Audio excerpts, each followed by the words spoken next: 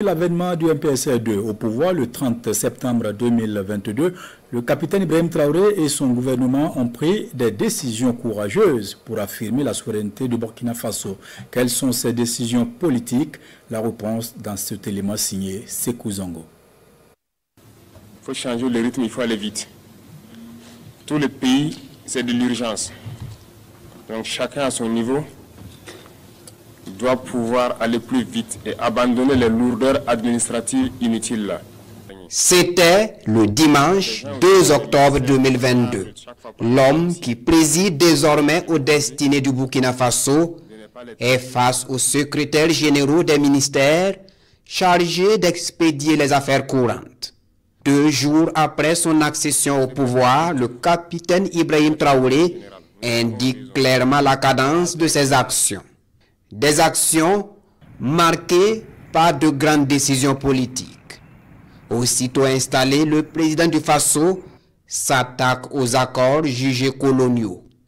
28 février 2023, dans un communiqué du ministère des Affaires étrangères, de la coopération régionale et des Burkinabés de l'extérieur, les autorités burkinabées dénoncent l'accord militaire signé au lendemain des indépendances le 24 avril 1961 entre Paris et Ouagadougou.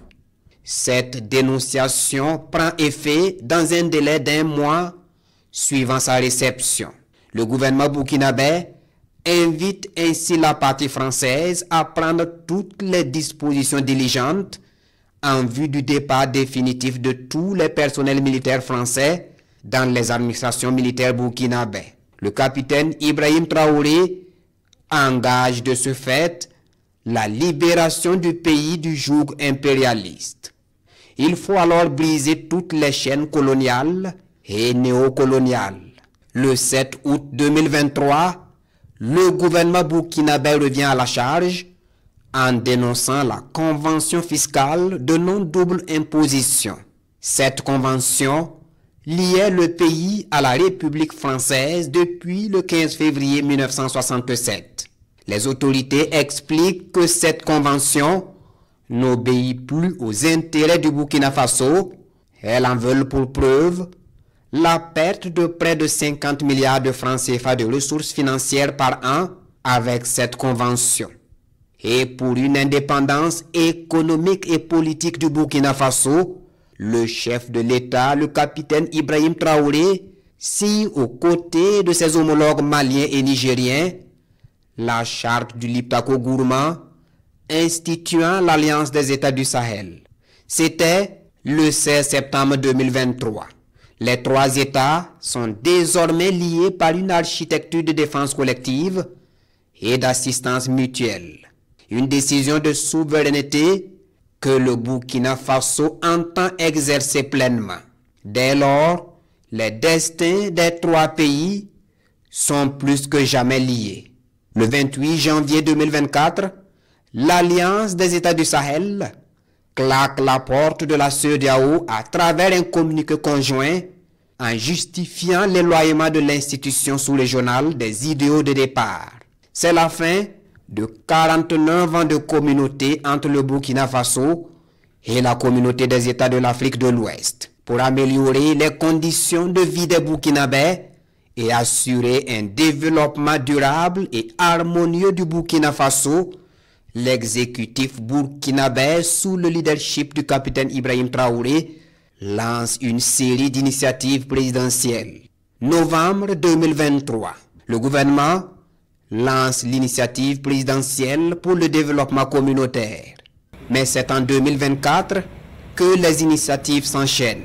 L'initiative présidentielle pour une éducation de qualité pour tous, l'initiative présidentielle pour la santé, l'initiative présidentielle pour la relève sportive, l'initiative présidentielle pour la production agricole et l'autosuffisance alimentaire, et le 16 octobre, toujours en 2024, le désenclavement du pays et l'aménagement urbain des grandes villes sont confiés à l'initiative présidentielle Faso Mebo.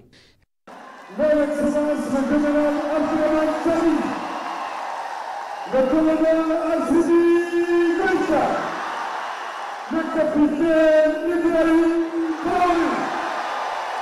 Les 3 leaders se retrouvent à Niamey le 6 juillet 2024. Lors de ce premier sommet des chefs d'État, la Confédération des États du Sahel est créée. C'est une autre étape importante pour une intégration plus poussée entre les 3 États.